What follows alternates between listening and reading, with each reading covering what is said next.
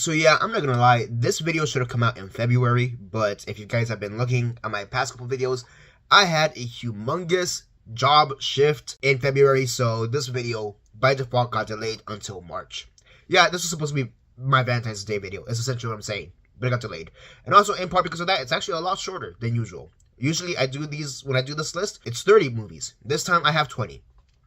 Compromises, but whatever. Let's go, I'm still making the video.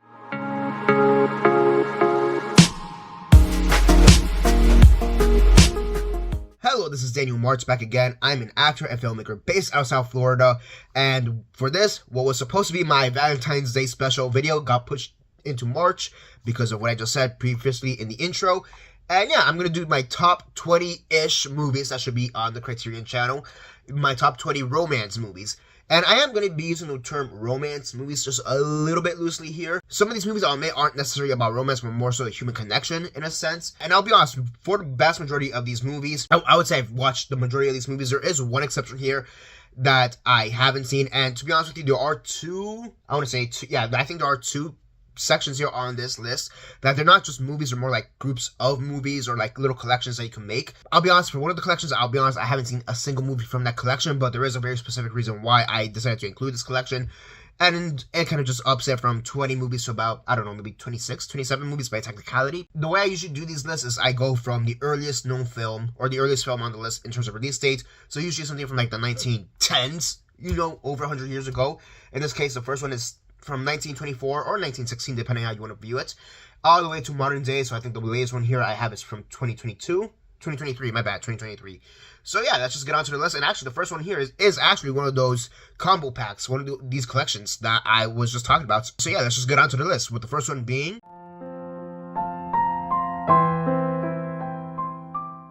So the first one here I have is Michael from 1924 and Vigarne from 1916, and Michael is really the one I want to highlight, to be honest with you, even though Vigarne is the one I saw. I did want to watch Michael. I actually have Michael. It's from Kino Lorber, I want to say. But yeah, I'm going to combine the two of them because they both essentially come from the same story. They both come from the same story, the same source material. The thing with Vigarne is this fact that this is basically a partially lost film. It's from 1916, and over time it just got partially lost. That's why I'm kind of highlighting more Michael from 1924. Again, same story, generally speaking, but Michael is the more fuller picture. It's not lost. I mean, again, Kino Lorber has it, so we know it's a film out there in history, you know? Granted, I did just say I haven't seen Michael, so maybe this is kind of a lost cause even right off the bat. One of the most notable things about the story, whether this be with Vigarne or Michael, is the fact that this is actually one of the first actual homosexual gay love stories shown in cinema. And by the way, just before I forget, Vigarne is actually a Swedish movie, and it's pronounced Wings, or the translation is Wings into English, just before I forget. So yeah, I think that's the main thing, because usually when you think of gay love stories, you think of something like Brokeback Mountain or Call Me By Your Name, for example, or Portrait of a Lady on Fire. You know, something that's more modern day. Maybe going to the 90s with something like The Watermelon Woman, for example, or the documentary Paris is Burning. Maybe Pink Flamingos? Is that a gay thing? I know it's John Waters, so it's going to be queer in some capacity, so let's go with that. But like, you typically don't think of queer cinema all the way back over 100 years ago in 1916, in 1924, 1916 for Vigarne, 1924 for Michael. I think just having that right off the bat, it will be great. Just more representation for queer cinema. So, you know, just to have that in the field. I think the main reason why they haven't done this, one, Michael, the 1924 film, again, is owned by Kino Lorber. And like I said, I do have the Kino Lorber version of it somewhere here. Let me just show it to you very fast. So here you go. You do have Michael here. And again, I think that's part of the reason why they haven't done this, added this to the collection, is because Kino Lorber already has it. And that's one of those things, like, whether it be Criterion, whether it be Kino Lorber, Shout Factory, even like something like Deaf Crocodile or Vinegar Syndrome, Arrow Video as well. Like, a lot of these companies, boutique companies, they don't really like stepping on each other's toes. So I think that's part of the reason why they haven't added this into the collection. And then in Vigarne's case, it's the fact that it is a partially lost movie. I don't really know how you're going to be able to, I guess, put that on the Criterion Collection if it's already partially lost. There are some copies on YouTube of Vigarne, and the way they basically do it is that they have screenshots, I guess is the best way to word it, or they have like snapshots or just pictures from back in the day, like still pics from either behind the scenes stuff or the actual movie, from whatever remaining stills that are still alive, so to speak. and they kind of just intersplice that with the actual footage that they do have surviving. And even with that, it's still not like a complete composite of the movie, if that makes sense. So I think that's really the main reason they haven't done that, but I think it'd be a pretty cool double pack. Again, Michael, since it is the main film, the one that's more well known in a sense, since it is complete on top of that, I think that's the one they should focus on more. And then just have maybe Vigarne. If they don't want to do like an official double feature, for example, then they could also just say Vigarne as a special feature, which they've done on a few occasions. So yeah, there we go. For number one, we have a combo pack of both Michael from 1924 and Vigarne from 1916. On to number two.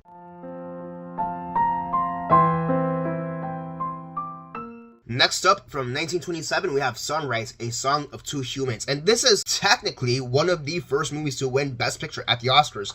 Officially, funny enough, it's another movie called Wings, so like Vigarne Wings, that won Best Picture. But here's the thing, back in 1926, 27, 28, during the first ever Oscars, they technically had two categories for Best Picture. In a sense, Sunrise is a Best Picture winner, in a sense, so there is that.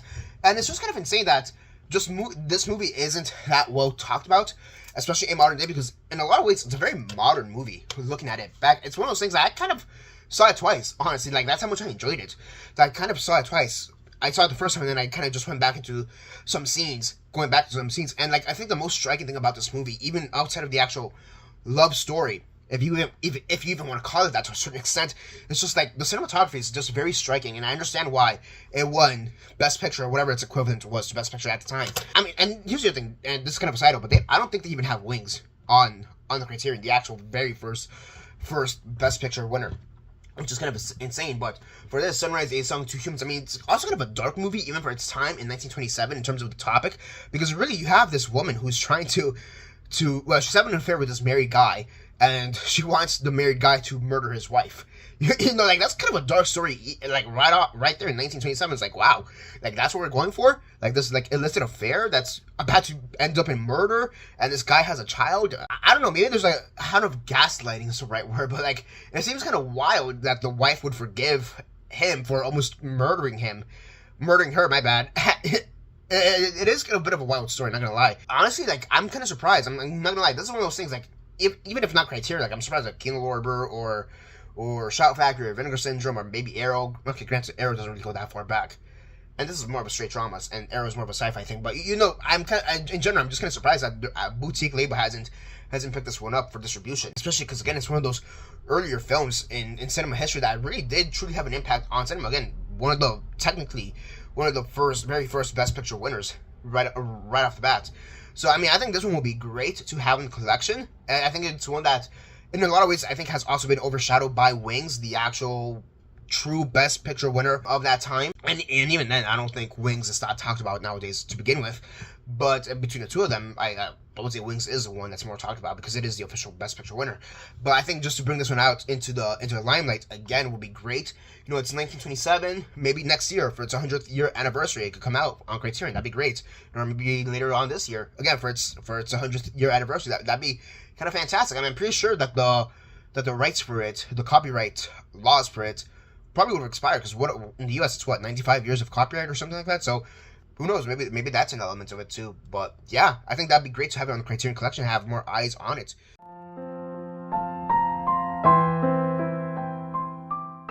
So on to number 3, I have the Fred Astaire and Ginger Rogers collection. This is the one where I'm going to be honest with you, I have not seen any of these movies.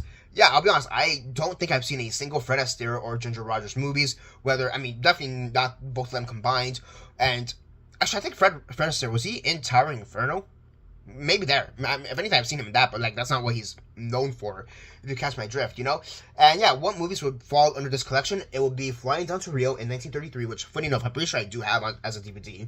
The Gay Divorcee from 1934, Roberta from 1935, which I may also have as a DVD.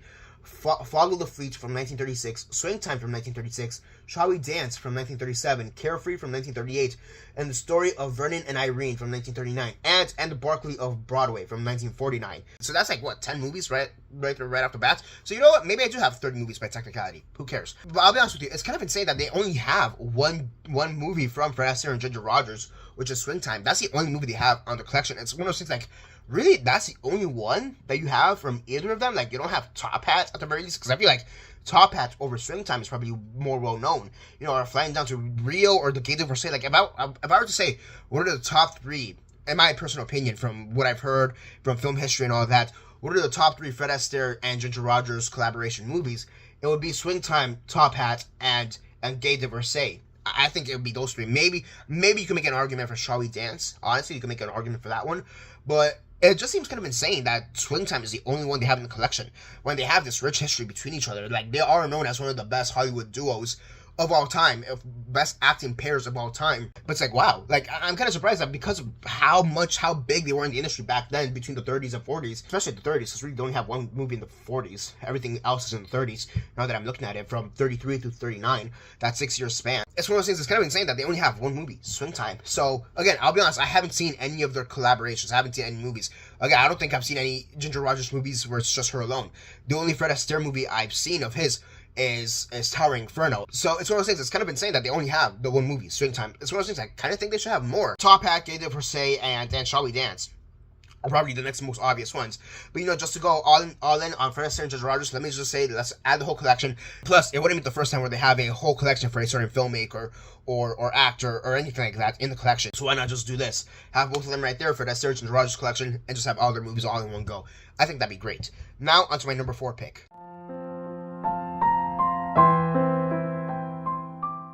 Okay, my number 4 pick, we have Gone with the Wind. I mean, this is one of the most iconic movies in cinema, period. And that's how big of a movie this is. I would say this is one of those movies where it's like the epic to beat all epics. Like, I would say it's like Gone with the Wind, Ben-Hur, Lawrence of Arabia, maybe Titanic as well. There were, like, these are just epic movies. Like, these are the epics to beat all epics.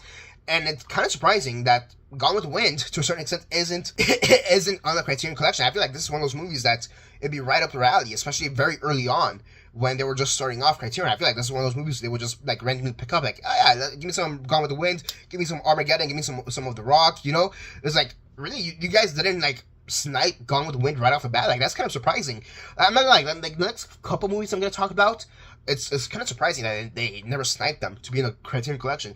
But I mean, like, what else do I need to say about Gone with the Wind? I mean, yes, you can say how over time there are certain aspects that have become a bit more controversial over time. That's fair enough. I'm not going to deny that. You know, I'll totally accept those criticisms over time. But it's one of those things like, frankly, my dear, I don't give a damn, just like the iconic line is. I personally don't give a damn about the controversy because it's just how iconic the movie is. Again, not to say that I'm going to give the controversy a pass, but it's one of those things you have to remember that at that time, that's how it was. And it's also not like a situation where it's like with Birth of a Nation, where that was a movie explicitly made to put down a certain group of people. Like, this is just the circumstances that they found themselves. This is the circumstances that they were trying to portray on screen, and they were trying to portray it in the most honest way possible. And, like, let's be honest, when it comes to Gone with the Wind, when it comes to romance stories in general, I would say Gone with the Wind just in general is considered one of the most iconic romances of all time between Rhett Butler and Scarlett O'Hara. I mean, I would say it's one of the most iconic romances in all of movie history, right there alongside Jack and Rose, for example. You know, I would say it's like one of the most iconic just love stories. Romeo and Juliet as well. Like, and that's how big of a bar this romance movie is. Just the romance in it and just the story behind it. Again, I'm just kind of genuinely surprised that Gone with the Wind, very early on when Criterion was first starting off, that's one of those movies that just never got a release. Like, even if it was just stuck on DVD. Like, that's when, I'm not gonna lie, looking back at it, I'm kind of surprised that it just never got a release. On to the next one, which I'm also kind of surprised never got a release very early on, and that is...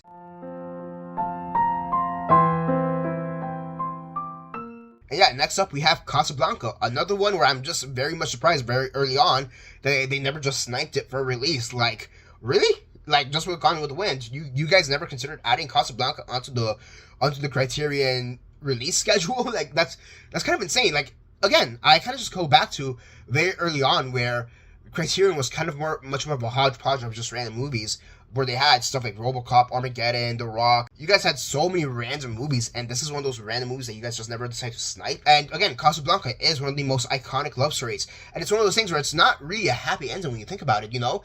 You know, it's the iconic line, we will always have Paris. Like, he knows what he needs to do. Rick Blaine, he knows what he needs to do. Humphrey Bogart, his character, he knows what he needs to do. He has to let go of the love of his life, because he knows that the path she's choosing with Laszlo, like, that's the best path for her. That's the best path even for Laszlo and for what he's trying to do. Like, he has to let her go.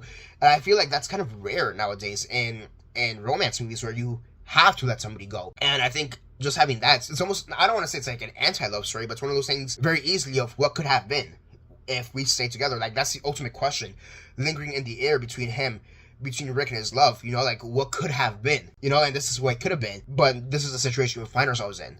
So you have to go forward with your life. It's one of those things I almost do wonder sometimes, do I like, especially now that I'm looking at this list, do I like Gone with the Wind more, or do I like Casablanca more? That's kind of one of those things. I think I like the epicness. I mean, granted, Casablanca isn't really an epic, all things considered, but I think I do like the epicness of Gone with the Wind. But I think I like Casablanca, like, its writing just a bit more, if that makes sense. Because that's the other thing for me. I do think Casablanca is one of the best written films of all time. Like, forget romance movies, just of all time. I do feel like Casablanca is one of the best written movies of all time. Frankly, my dear, I don't give a damn. That's Gone with the Wind, and we'll always have Paris. That's Casablanca. I mean, Casablanca also has a bunch of great lines. Played Against Sam, we have that one. And I think this is sort of a beautiful friendship. Like, those are just some lines that just hits time after time after time every time you hear them. Again, you don't really get that many movies with the what could have been question lingering there in the air. This is one of those where it lets you sit in that. Granted, at the very final moments, but like that's the last thing you think about when the movie ends. What could have been had they not broken up, had they stayed together after all this time. But again, this is the situation you both find yourselves in, and you just have to advance and accept it and just kind of move on. And it's one of those things where, like, I feel like before they re-met at Casablanca, I feel like it's one of those things where they probably did move on for the most part, then they reconnected again, and like all those feelings came back. And at the end of the film, yes, they accept the fact they have to officially move on from whatever this was, and they probably will. But at the same time, it's almost like the healing started again, the re-healing started again from the broken hearts when he said, we'll always have Paris. So, such an iconic movie. Again, how did Criterion never add this to the collection? That's great. That's another great question. And the last one I'm going to ask for this is this next movie. Let's go. From 1953, we have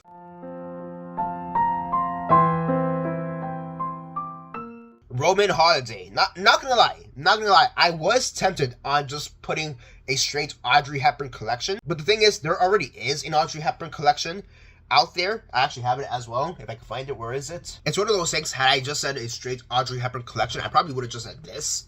But this is already an actual collection. Which, by the way, this one includes Breakfast at Tiffany's, Funny Faces, My Fair Lady, Paris When It Sizzles, Roman Holiday, Sabrina, and War and Peace. Like, that's the thing. If I was going to do an Audrey Hepburn collection, I would have just straight up put this. But I felt like that was a little bit too lazy at that point, especially with what I just did with Fred Astaire and Ginger Rogers. So for this, I'm only going to highlight 2 different Audrey Hepburn movies, because that's the thing.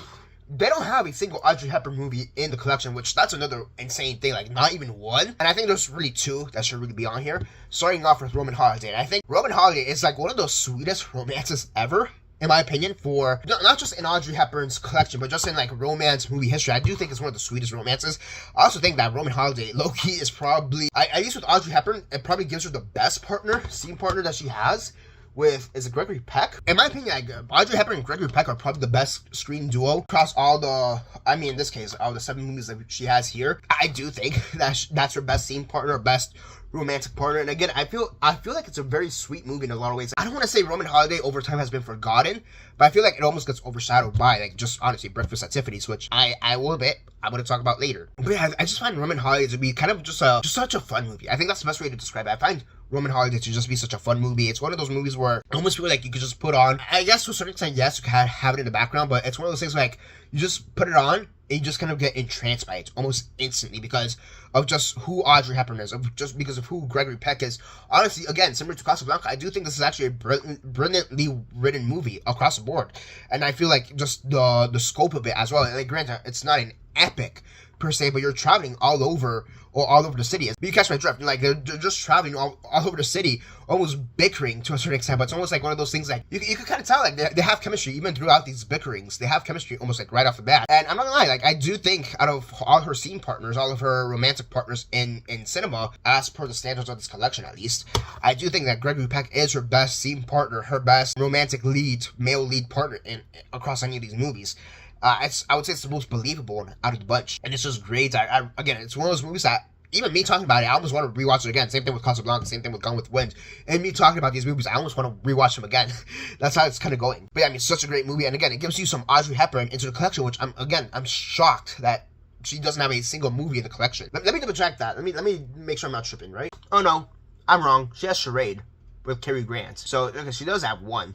Charade's not a romance movie, right? It's a thriller. Is it also a Hitchcock movie? Or am I tripping on that one too? It's a screwball comedy, I guess, officially. So there's that. Who directed this? Stanley Donen. Don't know who that is. So okay, she does have one on the Criterion Collection, but like I feel like Charade is maybe her best movie per se. Again, I'm going based off this. Like right off the bat, these are all the Audrey Hepburn movies I've seen. So there is that too. Oh no, maybe I'll pick up Charade soon, just because of that alone. Because I was just like complaining about like, oh, Audrey Hepburn does not have a single movie in the collection. Maybe I should do that. But on to the next movie, which I have.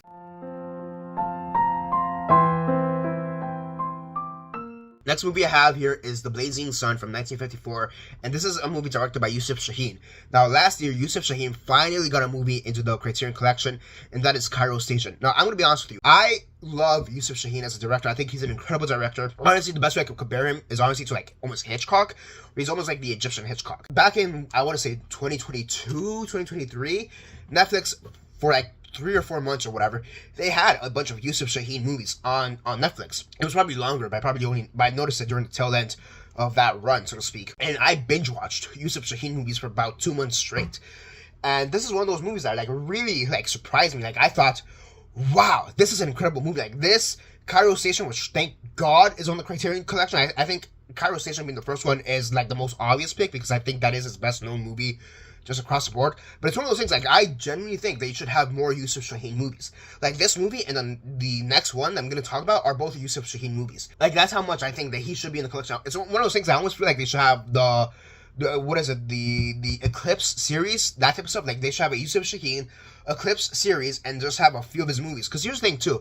Yes, they just kind of describe Yusuf Shaheen as Hitchcock, but it's also one of those things where he did a number of musicals. Like, this is kind of a side note to even this movie right now, but he did a number of musicals, like, in the latter half of his career, Egyptian musicals, and I'll be honest, they're not that good. I saw some of them. They're alright. Not my favorite ones, as compared to, like, his more straight non-musical movies, but they were good enough. Like those could be in the Eclipse series, for example. Like that'd be good. Just have a collection of his Eclipse series. Yusuf Shaheen musicals. There's like 5 or 6 of them. Just throw them on there.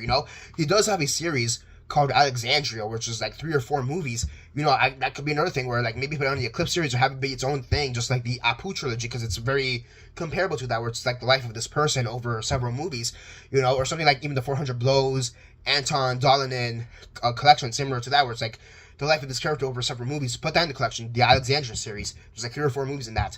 So yeah, but for this one, I'm going to talk about The Blazing Sun, and I think this is such an incredible movie. This one I would love to rewatch again.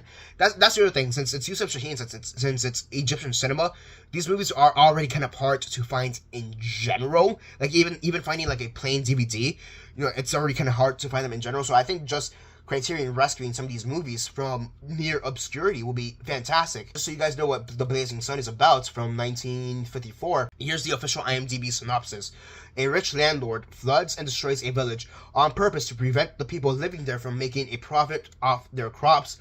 What he doesn't know is that his own daughter is in love with Ahmed, a young man from the village, which, by the way, Ahmed is portrayed by Omar Sharif, one of the best actors of all time. Like, Omar Sharif is probably best known for Lawrence of Arabia. Like, that's, I think, beyond anything else, that's what he's best known for. But Omar Sharif, he worked a lot with Yusuf Shaheen. That's the other thing. Like, he did some great movies. He was also in Dr. Zhivago. He was in Funny Girls as well. But yeah, Omar Sharif, he's somebody that you will know.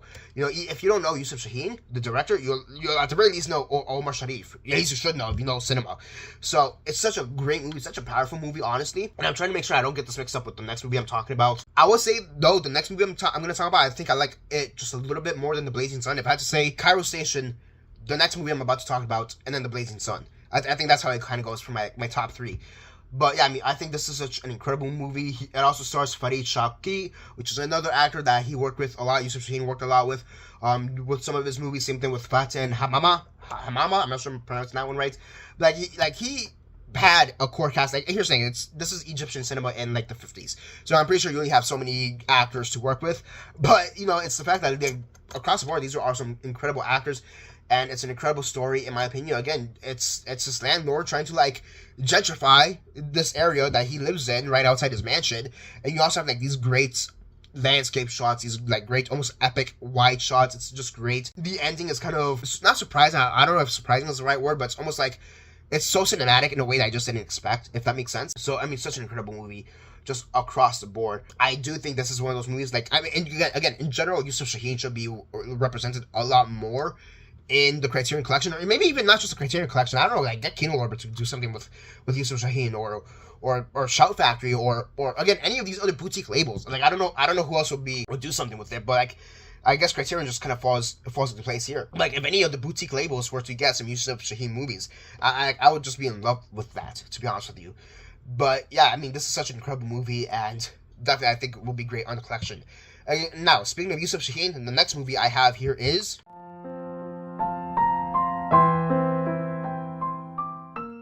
and that is Dark Waters from 1956. It's also known as Struggle in the Pier.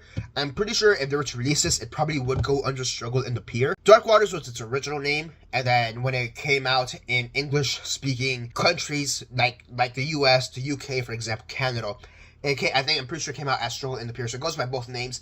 I think they will probably release it as Struggle in the Pier, also because I think Dark Waters, there's a few other movies known as Dark Waters. Like, there's a horror movie from like the late 90s or early 2000s called Dark Waters. I think it's a Korean film. I think it's a Korean film originally, and then it was a Japanese film, and then they Americanized it later, like a few years later, kind of like the whole Grudge, Ringu kind of situation. And I think there's another movie, which I may have, called Dark Waters from the 80s. So yeah, Dark Waters with an S, like the one I have here is Dark Water, not Dark Waters. So you have this, and this is what, Mariano Bino? And what year is this from? This is from 94. So that's the thing. There are a few movies already called Dark Waters, so I think they would release this as Struggle in the Pier. And just to give you the IMDb synopsis, we have Ragab, a dock worker in Alexandria who tries to reform and build a life with Hamida, but is pulled into conflict with a powerful smuggler controlling the port, leading to escalating violence and a tragic climax. And again, this is another movie with Omar Sharif, Fatima Hamama, I can't pronounce some of these names too. But you also have a few other people he's worked with in some of his other movies, like Tawfiq El-Dakin, Hussein Riyad, and Ahmed Ramzi. So again, just some incredible talents across the board. I would say this is after Cairo Station, this is definitely my second favorite Yusuf Shaheen movie, just across the board. Again, Omar Sharif, he gives an incredible performance here in this movie. It's one of those movies where, like, in a lot of ways, he's obsessed over this girl. He's obsessed over Hamera, which is Fatin Hamama's character. He's basically obsessed with her. Like, it's one of those things, he comes back to town because he left for a certain amount of time. Because of just some circumstances that happened off screen, so to speak. And it's one of those things, he comes back, he immediately falls in love with Fatin Hamama's character, Hamera, I pronounce that name.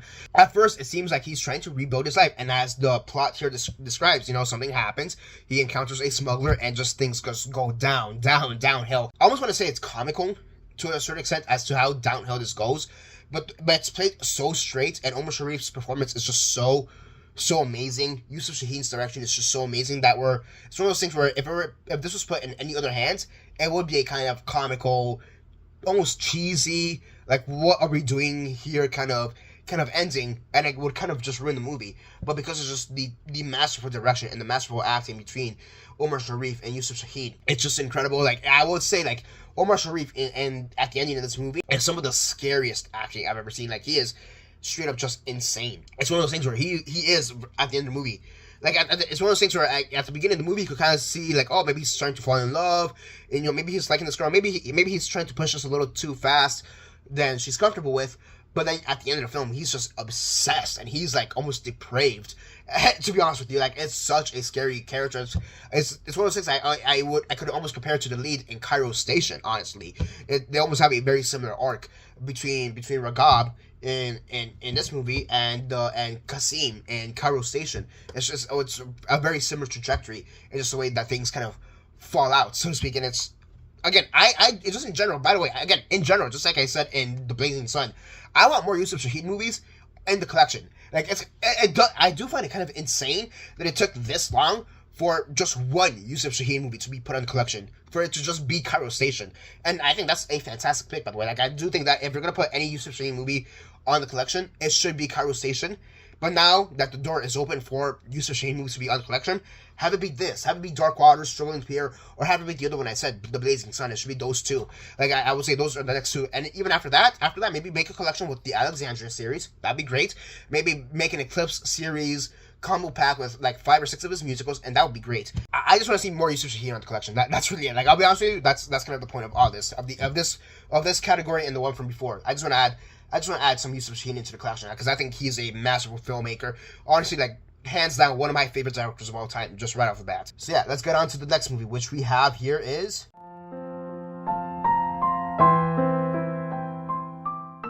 Breakfast at Tiffany's. Yeah, we have Breakfast at Tiffany's, and in a lot of ways, I could almost say that this is maybe the first movie here that's almost an anti-love story. I know I said that a little bit about Casablanca, and granted, something like Blazing Sun and Dark Waters, the romance does get a little bit darker as the story progresses. And, I mean, I guess Gone with the Wind is kind of an anti-love story in its own right as well, now that I think about it. But I would say that maybe Breakfast at Tiffany's is maybe the first one that's out and outright anti-love story. Now, yes, there is some tension between her and her clients. I forget if the guy is, like, really her client or whatever. But, you know, like, there is some tension there with, like, her partner, so to speak. And, yes, we're not gonna... It's Tab Hunter, who's, like, the main... who's her neighbor? No, it's not Tab Hunter. It's George Peppard. Look, I'll be honest with you. George Peppard as Paul Varjak, which is her main love interest in this movie, or like her neighbor, I would say that's maybe one of her worst scene partners across the board. Like, I just found it to be so boring, to be honestly.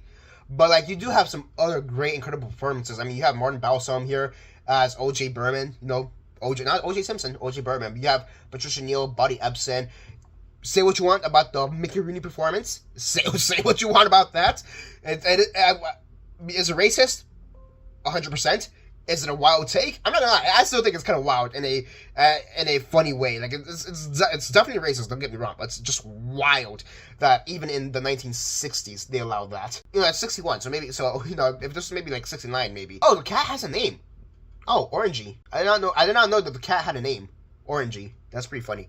Cool. But I mean, here's the thing with Breakfast at Tiffany's. I would say, I mean, by far, this is Audrey Hepburn's most like notable film.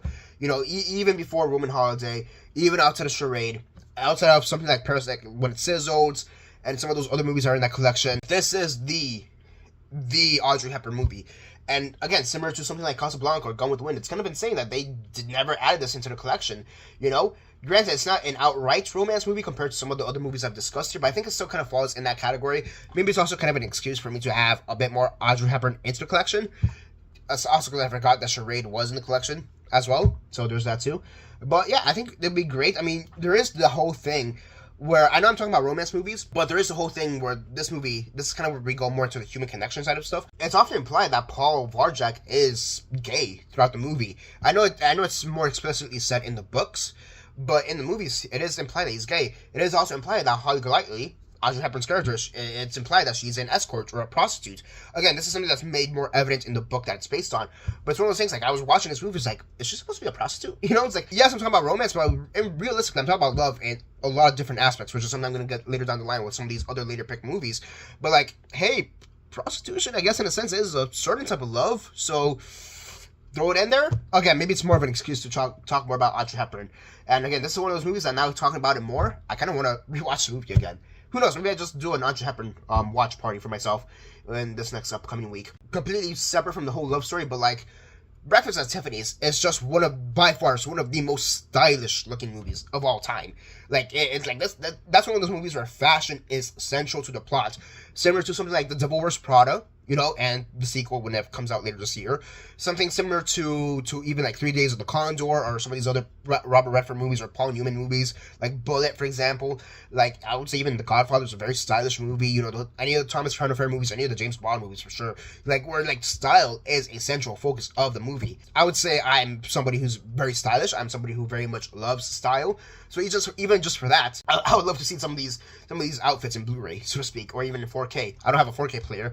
I probably should get one soon, honestly, but that'd be great. Again, maybe this is more of an excuse of, hey, forget the romance. I just want to talk more about Audrey Hepburn, because honestly, I'm not gonna lie, Audrey Hepburn is one of my favorite actresses of all time. Like, she is such a great presence, such a beautiful presence on screen in any of her movies. Like, she is, like, for me, like, that's almost like the top of any actress, period. Like when it comes to just actress, I'm very much willing to say that Audrey Hepburn may be my favorite actress.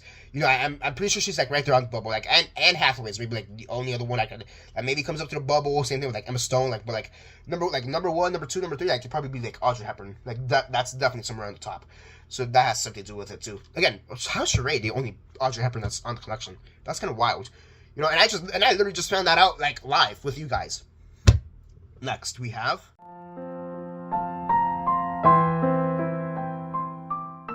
Alright, next up from 1970, we have Love Story. And this is one of those movies that I saw for the first time in order to make this list. Like, not gonna lie, there's a reason why I only have 20 movies on this list right now instead of my usual 30.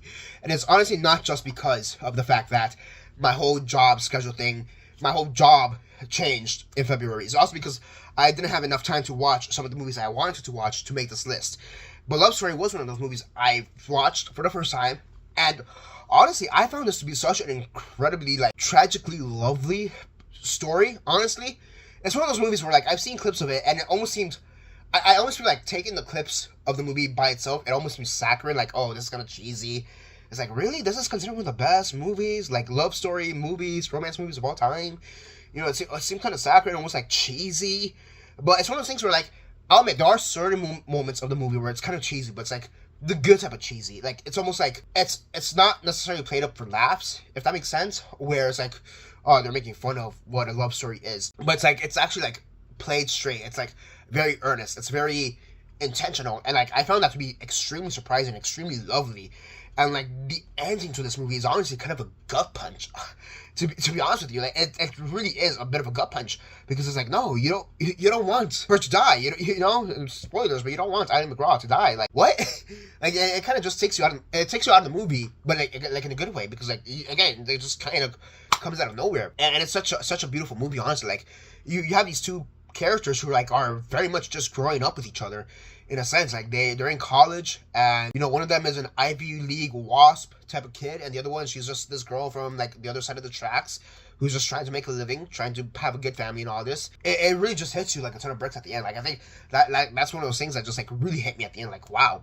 And you know, of course, there's the iconic line, you know, being in love means never having to say I'm sorry. And like, not to go too deep into it, but like, let's just say I kind of went through a bit of a heartbreak in February as well. And that's one of those things that it kind of just hit me at the perfect moment. I'm all good, by the way. It's nothing like that. It's not like I had a breakup. I've never had a girlfriend. You know, you put your heart out there sometimes, and it doesn't go how you planned. But, you know, you're still friends at the end. You know, it's one of those things that line just kind of hit me at the right time with everything that was going on in my personal life in regards to, like, romance. And it's like, yeah, that's kind of the thing. You're right. Loving somebody means never having to say I'm sorry. And like, granted, you do have to say sorry. Like, if you did something wrong, by the way, if you did something wrong, you have to take accountability. You know, but so like, you should say sorry. You know, but I think in the sense that they were trying to talk about it, in the sense, in the context that they were putting it in, and then it's like, yeah, I understand what you mean by that. Honestly, it's one of those movies like I was so amazed by, like, I judged it so harshly before watching it, and it completely won me over. You know, and it's such a great movie, such a great. Again, I know I've said this a few times, but like, I do think this is one of the best written movies, especially for romance movies of all time. Just in general, it's such a heartbreaking thing. Now, if for the special features, you could add the sequel, and this does have a sequel. From what I understand, however, they kind of undo a lot of the stuff from the first movie.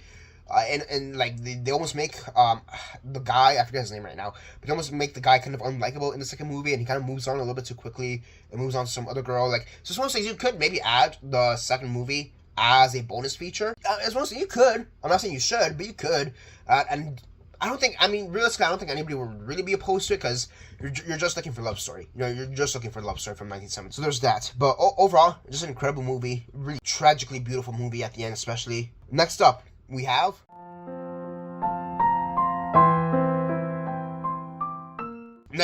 When Harry Met Sally. I mean, yeah, this is by definition probably the best out of the bunch. Arguably the best written movie on this whole list. Arguably. There's maybe two more later down the line that I think could give it a run for its money. Yeah, there's maybe three. If not number one, it's definitely within the top 5 of this list for best written movies across the board. I mean, what else do I need to say about When Harry Met Sally? Like, I'll be honest, this is another movie that I saw for the first time, in part also because, you know, Rob Reiner was murdered by his son, so there was a certain element of that as well. But it's one of those things like, you know what, I want to do this list for February. Granted, I'm giving it to you in March, but, you know, again, original intention was supposed to be February, 2-3 weeks ago, so there you go. But I knew I was gonna make this list, and I can't really make this list without When Harry Met Sally. So I decided to watch When Harry Met Sally, and it's just like, yeah, there's a reason why this is such an iconic movie. There's a reason why you can argue this is Rob Reiner's best movie, even compared to Princess Bride and Spinal Tap and Stand By Me and A Few Good Men, and all these other movies that he's done. Like, you could very much, Misery as well, you could very much make a good argument as to why this is his best movie of all time, Rob Reiner. And I mean, overall, just Billy Crystal, Meg Ryan in these roles is just incredible. I mean, from what I understand, there's also a lot of improv in the movie as well. And it's also one of those things, just similar to Love Story, where you have these two characters and they're growing up with each other in adulthood. They're growing up with each other. And unlike Love Story, where it's maybe within the span of, 2-3 years, and it's in this post-college grad life, for them, for When Harry Met Sally, this is across, 10-15 years, where they're growing up. They're looking at each other in different relationships. They're trying to counsel each other through different relationships, through different life changes, whether it be a divorce or moving out into your own individual apartment, having your friends be married. It's also one of those things, like, that's basically in the phase of life that I'm at. Granted, not to the same extent that they end up in the movie, because I'm pretty sure they're in their, maybe, if I had to guess, mid to late 30s by the time the movie ends. I'm willing to bet. So yeah, I mean, so I'm not like that far ahead, but like right now I'm about to be 27 as of the time that I'm filming this. So I don't know, give me another 5 to 10 years, and I'll be in that same space, in that same spot, maybe. If I still haven't found love by that point. It's one thing, to a certain extent, I kind of am feeling it at this point. So I mean, again, it's the fact that you're just growing with somebody. You're growing that friendship with somebody, and eventually, inevitably, feelings could be developed. It's the ultimate question that this movie arises. Can a man and a woman just be friends? Personally, I do think that you can be just friends with a woman, and that the sex part will not be a factor. I genuinely do believe that, but I think it's not so much more the idea of sex, but more so the idea of attraction. And what does that mean after a certain point? Because attraction, that doesn't necessarily just mean sex. That could be emotional attraction. That could be, emotional attachment, so to speak. Like, I think attraction goes just beyond just like, oh, they're hot. You know what I mean? Like, there's a lot of avenues that make somebody likable. Is that the right word? Or just appealing to somebody else. Like, hey, that's why I want to be with you. And again, similar to Love Story, this is kind of one of those movies that kind of just hit me at the right time because of what personally happened to me in February. At least me personally, I wouldn't go that far in this next statement, but I kind of do see it to a certain extent, but it's like how Harry said at the end, when you want to be somebody, when you love somebody, you just want to be with them from like day one or whatever. It's like that very famous quote at the end, which is kind of more of a monologue, all things considered, but that's the truth at to a certain point. But okay, just I guess to answer the whole question of that Harry asked Sally at the very beginning of the movie, can a woman and a man just be friends without the sex being involved? Yes, absolutely, you can.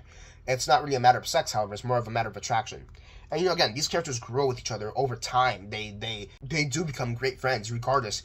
And it's one of those things, like, the original intention for this movie was that they weren't supposed to end up together at the end. Although tragic to a certain extent, I could honestly see that ending. And that ending would have made sense, honestly. But, it just so happened that Rob Reiner found his wife while filming this movie. Go figure. And rest in peace, they both died together. So, there's that too. Kind of does bring kind of a tragic downer to that, as well, now I think about it, with Harry Met Sally, given how things kind of panned out at the end. Yeah, rest in peace, Rob Reiner. Yeah, you didn't deserve that one. Cheers to Rob Reiner. One of the best.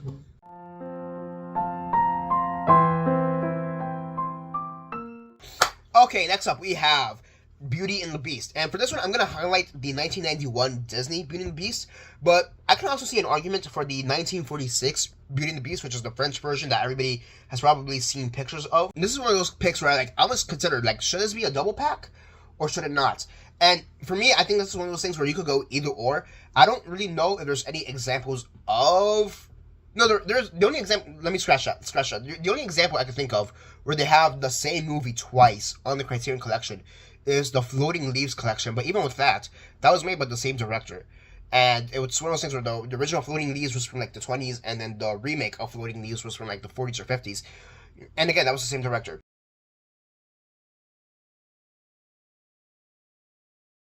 So for this, here's the thing. The reason I chose 1991 Beauty and the Beast, Disney's Beauty and the Beast, part of it has to do with the fact that they don't have that many animated movies in the collection as is. They only have a handful of movies. They have Flo, Wall-E, Fantastic Mr. Fox. They only have a handful of movies. Watership Down is another one. Fantastic Planet. They barely have any animated movies. So to add 1991's Beauty and the Beast to Disney Beauty and the Beast, I think would be incredible. Furthermore, I'm just going to be honest with you, when it comes to the princess movies, Beauty and the Beast is my favorite one out of the bunch. I think Belle is probably the best princess out of the bunch. She's smart, intelligent, she's a fighter, she will fight back against the Beast, like who cares what the Beast is saying, like she will go against it. She will go against him, no matter what. In a lot of ways, Gaston is probably the most scariest villain, because in a lot of ways, it's probably the most realistic villain. Like, you see this monster, and you're gonna go after him, and people are gonna rally behind that, So, and of course, the music in Beauty and the Beast is incredible. From the opening song with Belle to the rest of the music in this movie. Tale as old as time, Beauty and the Beast, like that song. Of course, it's probably one of the best romance songs that Disney has ever produced, made across the board. So I think it will be great. I do want to highlight the 1946 version, which is the Beauty and the Beast from France. I feel like in a lot of ways, if you're not thinking about the 1991 Beauty and the Beast, you're thinking about the 1946 Beauty and the Beast. And I feel like that's one of those movies that over time has kind of slowly risen in stock, that a lot of people have over time come to appreciate. It is one of those classic movies, especially of French cinema, especially. So I feel like it'd be kind of great to have this movie as well on the Criterion Collection. Again, I think this is one of those situations, however, where you could do a double pack, but I almost feel like it wouldn't make sense to have a double pack. I almost feel like you'd have to have one release for Beauty and the Beast 1991 and Beauty and the Beast 1946. But even looking at the movie, it's such an incredible movie as well. I mean, it's the same story anyways, just excluding the music for obvious reasons. And of course there are its differences, don't get me wrong, but just like, if you look at stills from Beauty and the Beast 1946, it's just such an incredible movie. It's like, it's definitely a costume movie. Just look at the Beast and how he looks in this movie. It's just like, wow, they were able to make that in the 1940s with like that technology, so to speak. Like, it looks incredible. In a lot of ways, it still looks very modern, honestly. It's just incredible. Like, I that's kind of one word I just want to use to describe 1946 as Beauty and the Beast. It just looks incredible. The shots are amazing. It's one of those movies that I almost want to say it kind of takes my breath away, because of just how grand it is, how spectacular it is, how fantastical it is. It's such a great movie. Again, I think just me personally, I would maybe push for the 1991 version, just because I like that one a little bit more. So when I kind of grown up with, so to speak, it's the one that, again, Belle is my favorite Disney princess in general, so that has a lot to do with it as well. So I think, just personally, I would push 1991 a little bit more to the forefront, but whether it be 91 or 46, I think having both of them there will be incredible. Just great, and it'd be a day one pickup for me. Although, I would say 91 would probably be a pre-order. I'll admit that. If the 91 comes out on Criterion, that'd probably be a pre-order for me. Not day one, that'd be pre-order, so I will say that much. But okay, next up, what other romance movies do we have? We have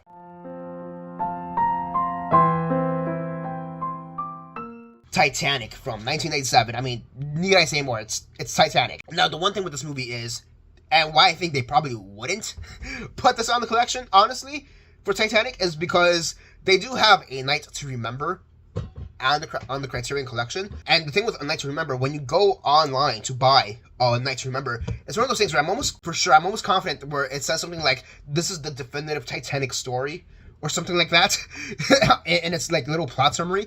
So like, I think that's the only reason why they wouldn't do Titanic, so they don't like almost take the piss out of A Night to Remember.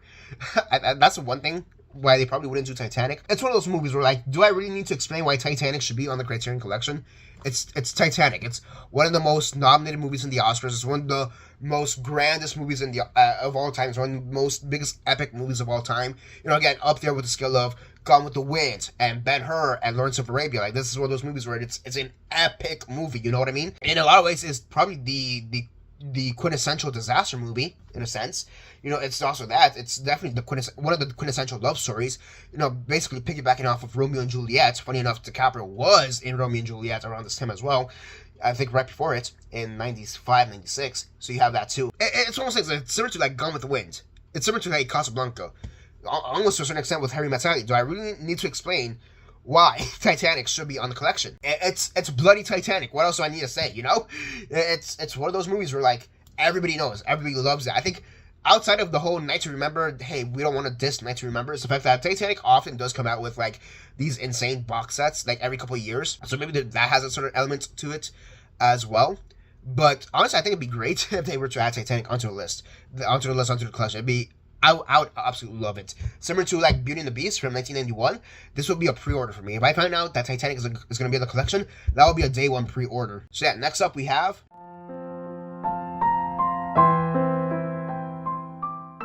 Alright, and next up we have 10 Things I Hate About You. So, yeah, I did feel like I needed to have at least one teenage movie here, teenage romance movie here on this list. I mean, I guess Love Story kind of fills out the same space. Granted, that's more college, early adulthood. But yeah, it just kind of made sense to have one just teenage love story here. And for me, this is arguably maybe the best one out of the bunch. I mean, let's be honest too, it's also like based off of the Taming of the Shrew, which is Shakespeare. And to be honest with you, there is no Shakespeare here across the board. You know, I'm not saying to add any Shakespeare. I mean, they have Romeo and Juliet, the 60s, 70s movies with Olivia Hussey. So there's that. But past that, I'm pretty sure they have other Shakespeare stuff like Hamlet. I'm pretty sure, I wouldn't be surprised if they have like Hamlet or Othello or something like that. Other Shakespeare adaptations, I don't have anything here. Again, Titanic maybe count as a Romeo and Juliet variation, so to speak. But yeah, this is probably the closest one I have here that's anything actually Shakespeare related. 10 Things I Hate About You, again, Taming the Shrew. And again, I just wanted to have a representation here for the teenage love story. Also, it's Heath Ledger. It's not the only time we're going to see Heath Ledger on the list, to be honest with you. If you know, you know. He has the most iconic scene in the movie, you know, I love you, babe, and if it's quite alright, I miss you, babe. You know, like that's such an iconic scene in the movie. That's probably one of the more iconic just love scenes in general. I guess Beauty and the Beast kind of counts for this, but I just realized I don't have a single musical on this list, which is, I mean, I guess I have the whole Fred Astaire and Ginger Rogers things, so there's that too. That counts as a musical. But yeah, because I was just thinking, oh, maybe I should have added Grease to the list. Maybe for next year, when I do the other 10 movies that should be on this list.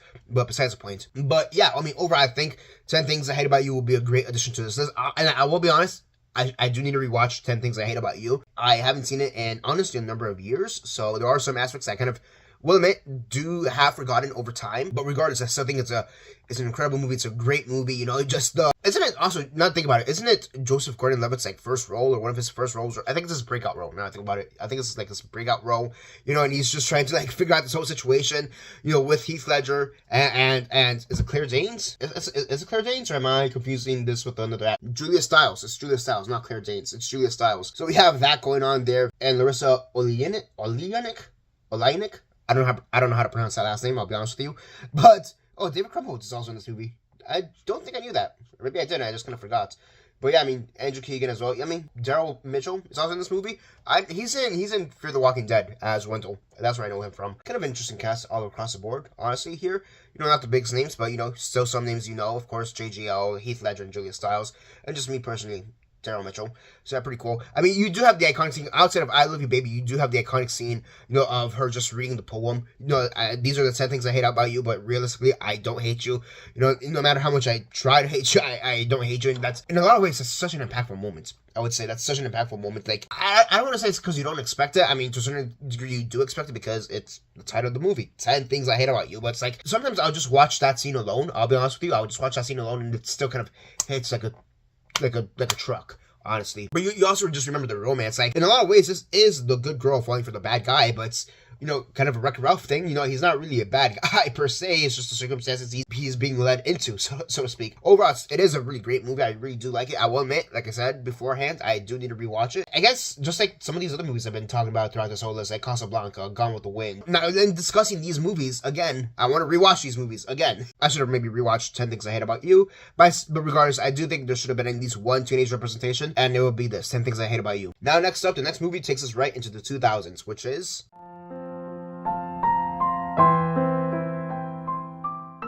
Eternal Sunshine of the Spotless Mind. Fun fact, for the longest time, I thought the title to this movie was Endless Sunshine of the Spotless Mind. I got the Eternal and Endless confused for some reason. Here's the thing with this, similar to, was it Breakfast at Tiffany's I said this about, it's almost like an anti-love story, and really, this isn't even a love story, it's like a reverse love story, because really, at its core, this is really much more of a breakup movie, really, because, I mean, again, the concept of this movie is that, hey, you have memories you want to forget, so you hire this company to like help you forget your memories, you know? So in a lot of ways, it's more like a breakup movie, but it's like you're realizing how these people both came together and grew apart through their memories and how they're trying to forget. I know I've said this many times, but I do think this is another well-written movie, but I think even more so than just it being well-written, it's definitely the most creative one out of the bunch here. I mean, this is a sci-fi movie. We only have one other sci-fi movie later down on the list, because the rest of these movies are really just straight drama romances across the board. There's only one more that's kind of a sci-fi, and even then it's a really soft sci-fi movie, whereas this one's a really hard sci-fi movie. you also can't deny that's Charlie Kaufman. Charlie Kaufman does already have a movie in the Criterion Collection with Being John Malkovich, which is, again, just another bonkers movie when you think about it. So having this as well in the collection will just make it even better. You could even argue, like, maybe have a Eternal Sunshine, Being John Malkovich combo pack. That'd be pretty cool, honestly. Also, I think there's just something to be said, like, the performances in this movie with Jim Carrey and Kate Winslet, and, like, even some of the supporting cast with, like, Mark Ruffalo. Isn't Elijah Wood also in this movie? Now I think about it, like, right there on Lord of the Rings, around that time, too, if I'm not mistaken. Like, just the supporting cast and the main cast overall are just fantastic. Like, it's kind of crazy that Jim Carrey didn't get nominated for an Oscar for this. I mean, it's crazy that he's never been nominated for an Oscar, and from the looks of it, he probably never will. I mean, if it wasn't this, it would have been Man on the Moon even before this, or Truman Show even before this. But it's kind of crazy that he never was nominated for an Oscar just across the board. And just, I mean, this movie in general is, like, again, I kind of just go back to what I said earlier. It's not really so much a romance movie, much more as it is a breakup movie. The most twisted, beautifully twisted reverse version of that. You know, again, you're trying to erase some memories, and, like, I'm pretty sure that's something we've all thought about at one point or another. Like, you know, this person I was with, you know, would I want to erase the memories of this person, you know? And, like, I think that's a question that, I mean, even the characters themselves have to contend with. There's a reason why, like, halfway through the process, so to speak, you know, Jim Carrey, he's like, no, I want to keep these memories. I don't care if they hurt me in the past. They're who I am. There's a reason why they release the files, so to speak, at the end of the movie, because they want the real human connection. Like, yes, even though it's painful, we want that human connection. At the end, between Jim Carrey and Kate Winslet, you know, like, yes, we probably weren't the best to each other in the past, you know, even though we forgot these memories, so to speak, and we have the proof of it now that we probably weren't the best as a couple. Screw it, let's try it for it one more time. Let's see if it sticks, and if it doesn't stick, at least we'll remember it improperly this time. In a weird way, it's a bittersweet ending. In a weird way, it's kind of a bittersweet ending, because, like, do they end up together at the end, or do they not? Because we know their history. This movie, more so than any other movie on this list, both the ones I've mentioned beforehand or I'm going to mention in the future, this movie is much more of a breakup movie. When you think about it, it's a reverse breakup movie, because, again, you're seeing the romance, you know, from when they first met, or from when they broke up to when they first met, it's better said. Again, definitely one of the most creative movies, just in general. Forget romance movies. This is definitely just one of the most creative movies. I mean, anything Charlie Kaufman does right off the bat is extremely creative, whether it be this or Being John Malkovich or Synecdoche, New York. How do you pronounce that one? You know, it's always some bonkers thing that's always going to be great, very experimental. It's just going to be, like, mind blown. You know what I mean? So on to the next, which we have.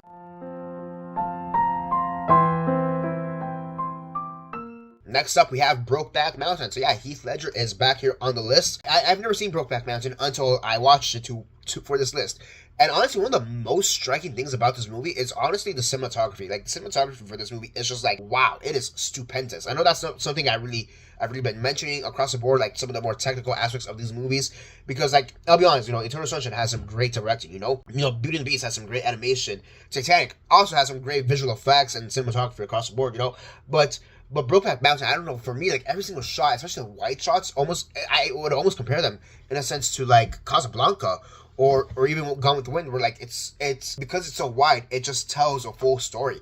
It's maybe not as chaotic per se as it is in Gone with the Wind, you know. I mean, Gone with the Wind, you have, like, literal war scenes half the time, you know, but, like, it's just the scope of it, like, it's honestly breathtaking, which, you know, makes sense when you're in the Montana mountains, on Brokeback Mountain, you know. And I'm not gonna lie, like, even though I knew this was a gay love story, essentially, you know, there was still a certain part of me that was, like, kind of surprised by how the story developed.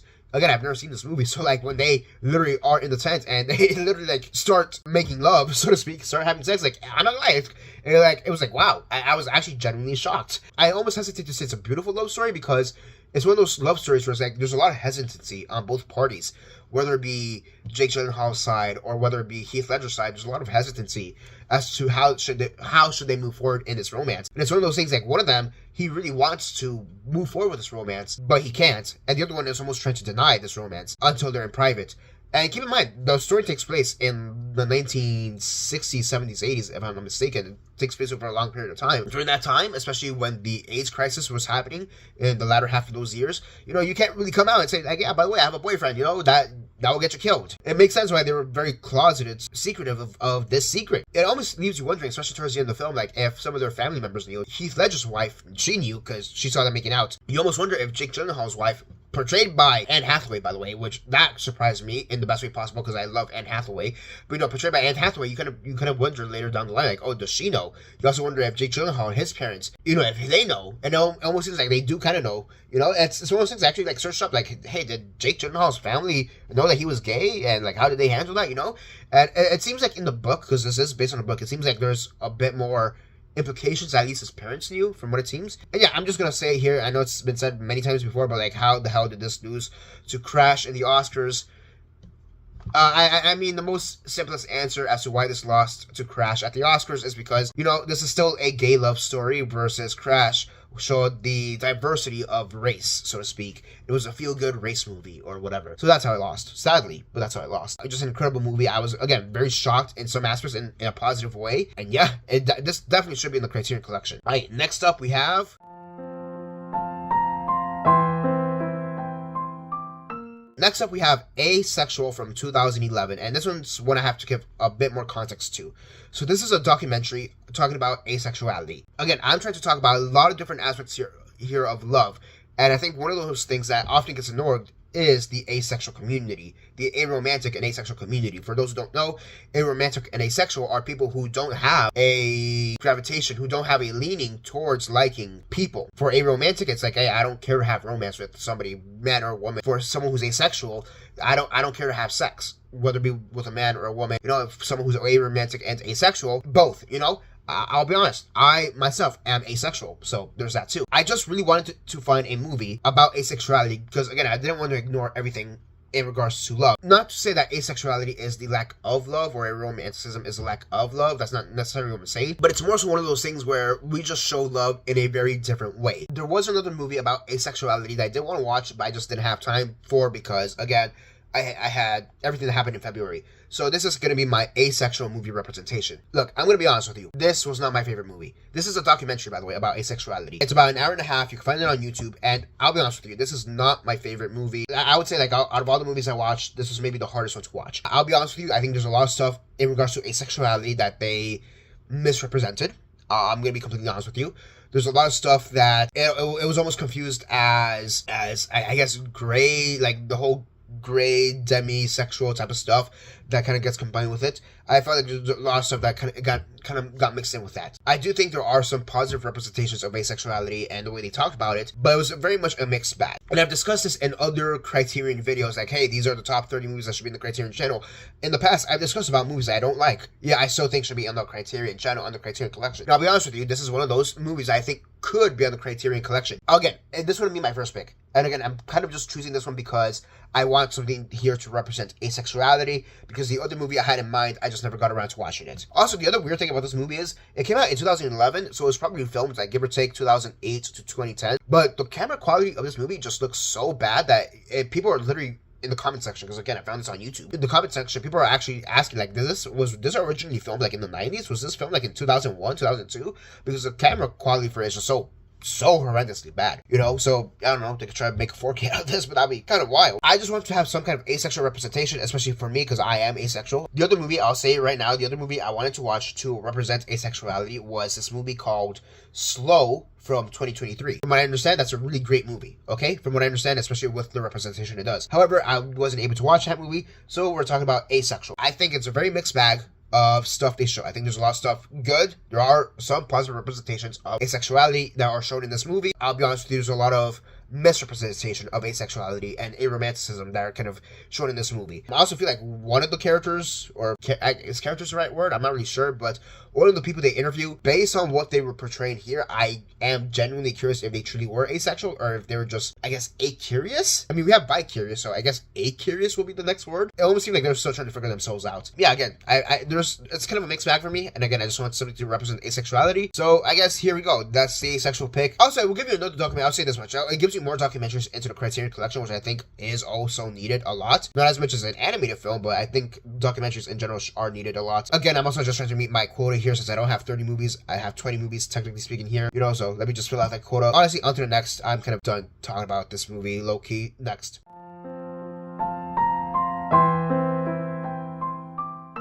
Next up, I have Her from 2013. Honestly, now that I'm actually thinking about it, maybe this movie is actually a better representation of asexuality than, than the documentary. But the real crux of this movie is something that we will see now, that we're seeing in modern day, people falling in love with technology. And not like, hey, I'm in love with my phone, I'm in love with my computer, but no, I'm in love with this AI chatbot, you know? Not to get gross or vulgar in this next thing that I'm going to discuss, but you know, pornography is a huge issue, and now with the rise of AI technology, one of the biggest issues that's kind of arising alongside that is people being addicted to AI chatbots and going on certain websites to talk with a cartoon character or someone who's made up, or talking to a celebrity, so to speak, because they're hot and I want to have that connection with them, you know? This is almost in that similar vein. I mean, granted, this is something we've always had, in a sense. We've always had this need to connect with people, and if you can't connect with somebody in person, you're always going to try to find that way to connect with somebody in other aspects. You know, I just remember in like Taxi Driver, for example, where Travis, he's calling on sex line. And in a lot of ways, Her is almost like the combination of past from like the 70s, 80s, whatever, the sex lines, versus what's this new upcoming technology that we saw 10 years later after this movie came out, with like the AI chatbots and all that. It's almost like a meshing, and it kind of came out in the perfect time. It's kind of a tragedy that this guy was able to connect more with his cell phone than with a real person. And it's one of those things that because of that, it's such a timely movie, even more so now than when it first came out. You know, when it first came out in 2013, it's one of those things like, yeah, that's never gonna happen. Like, yeah, maybe that's gonna be kind of a fringe thing, not really something that's gonna explode. But no, that's something we have seen now explode, especially post-pandemic. I mean, there's stories upon stories upon stories of people falling in love with an AI chatbot, people literally killing themselves over an AI chatbot. And it's just like, wow, this really did predict the future. I almost hesitate to say it's a touching love story. I think there are elements, if I'm being completely honest, there are certain elements of it that are touching until you remember, oh wait, he's in love with an AI chatbot. So I think I like it more so because of the fact of how timely it is. Yeah, and also Chris Pratt, I was gonna forget that Chris Pratt is in this movie, because around this time he's also doing stuff like Parks and Rec and Guardians of the Galaxy. And it's like, oh yeah, he's also in this movie, just randomly in this movie, which is pretty funny. It's one of those things that I do wonder how this would have happened. But remember, there's discussions back in the day, oh, can Scarlett Johansson get an Oscar nomination for voicing Sam, you know? Like, I think that would have been a wild choice, and I'd have to look back at who her competition would have predictably been during this time. But, like, honestly, maybe that would have been an inspired choice. I don't know if she got anywhere for the voice performance. That would have been an inspired choice. Also, originally, Scarlett Johansson was not supposed to voice Sam. Sam was originally Samantha Morton, which, funny enough, I know her from The Walking Dead. She was Alpha in The Walking Dead, which that is kind of an interesting pick. Not gonna lie, that's kind of an interesting pick. Especially nowadays, Her is such a timely movie. Honestly, put it up there on the collection, have people buy it, and just like see. Because again, I do think this is one of those movies that was just ahead of its time in a lot of ways. And, you know, in a lot of ways, you could even say it predicted the incel community. Granted, not to the extreme that it eventually became, but in a lot of ways it did, it did kind of fall into that like, whole incel subculture in a lot of ways, because you're in love to a computer, in love to this voice modular thing. If I'm not mistaken, I could be wrong here, so somebody correct me if I am wrong, but like, didn't he propose to Sam? Didn't Joaquin Phoenix propose to Sam? Something like that, towards like the end of the movie, and like when Sam breaks up with him, again, I hesitate to say emotional because we're talking about this guy who's breaking up with his phone, but like, in a sense, it is emotional. It's one of those things that, especially as time has gone along, because it's become so timely, it's one of those things where I almost feel like some of the aspects where it was maybe more emotionally resonant now makes it a bit more creepier, I guess would be the word, or like makes it a little bit more unsettling looking at it now. Honestly, it's still a great movie, generally speaking, overall, so yeah, have it there on the collection. Let's go. Next up, we have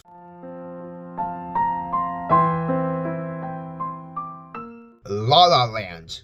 Wait, no, sorry. No, sorry. My bad. Moonlight. We have Moonlight.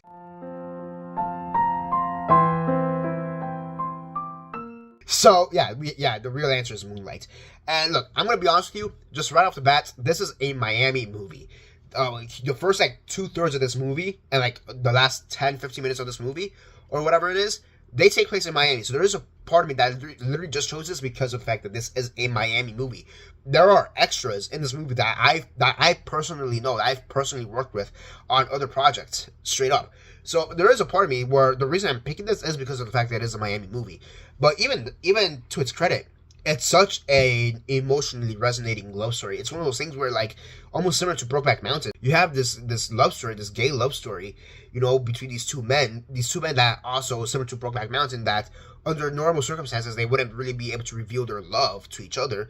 But because of the circumstances they've been put in, they are able to show their love. I will say the love between them is a lot more closeted, I guess is the best way to word it. I guess it depends, because you're comparing two white cowboys from Montana in the 70s versus initially two black teenagers in the 80s, give or take, 80s, 90s, and they're in the hoods of Miami, in like Hialeah, Miami Gardens area. I think maybe even Liberty City. Okay, the whole Miami aspect of it aside, which there are some shots that are just like, I know that place. I've personally been to that place. It's kind of funny. I know that area. I can tell you which street that is exactly.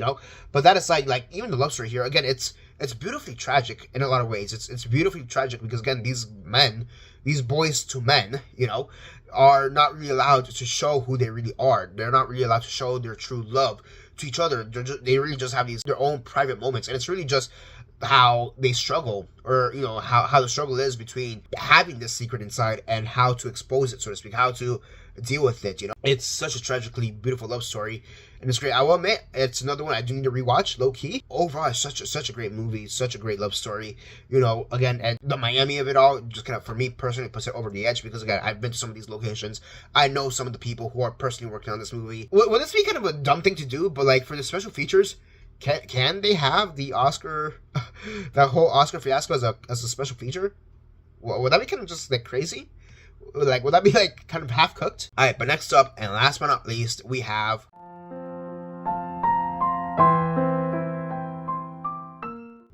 Past Lives. So yeah, this is one of my favorite movies of 2023. I will straight up say that this is just one of my favorite romance movies of all time. Like right there, immediately right off the bat. Similar to Eternal Sunshine, honestly. In a lot of ways, it's not really a love movie. It's not really a romance movie, but it's more so a breakup movie. But even more so past that, this is really a movie of what could have been. I did describe this a little bit earlier in the video, but like like I said beforehand, I did kind of go through a bit of a heartbreak earlier this month, or last month, because we're in March right now. And I'm not gonna lie, there's a part of me that I do wonder, just personally speaking, like what could have been had this happened differently, or had that happened that way instead, or if I would have made that choice instead. So there is a part of me that kind of has replayed some of the scenes from past lives and just like resonated with it a little bit more internally, if that makes sense. Overall, it's one of the best movies, especially that come out in recent years. I'm really happy it got nominated for like Best Picture and Best Screenplay, for example. Those are some really well-deserved nominations right off the bat. And here's the thing, yes, I'm talking about a lot of different aspects of romance here, whether it be this obsessive kind of love with like struggling to peer, whether it be with just straight up just gay love stories with Michael and Moonlight and Brokeback Mountain, whether it be with asexuality, with asexual, whether it be just your classic romances with Casablanca, Gone with the Wind, Roman Holiday, I think this is one of the more unique ones on this list, because it's not to the actual idea of a romance like Harry Met Sally as well. It's not like us obsessing over each other like Strolling the Pier, like Dark Waters, It's what could have been. I think that's the biggest thing of it. It's what could have been. The only other movie that really touches upon this is Eternal Sunshine. And even with that, Eternal Sunshine is trying to take away the possibility of what could have been.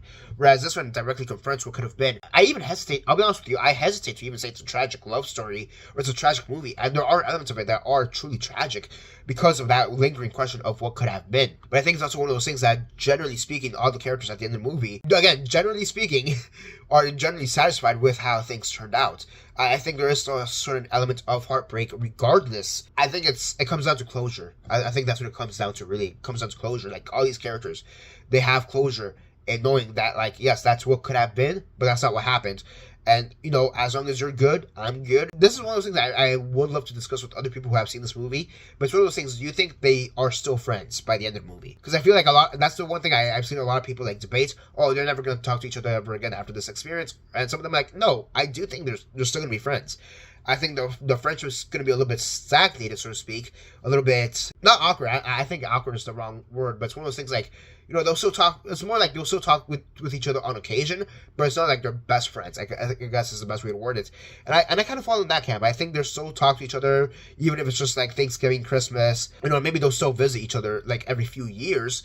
But it's one of those things I think they'll still be friends in a very general sense. And I think all characters are going to be able to move on properly moving forward, from this experience at the end. Yeah, it just comes down to that. What could have been?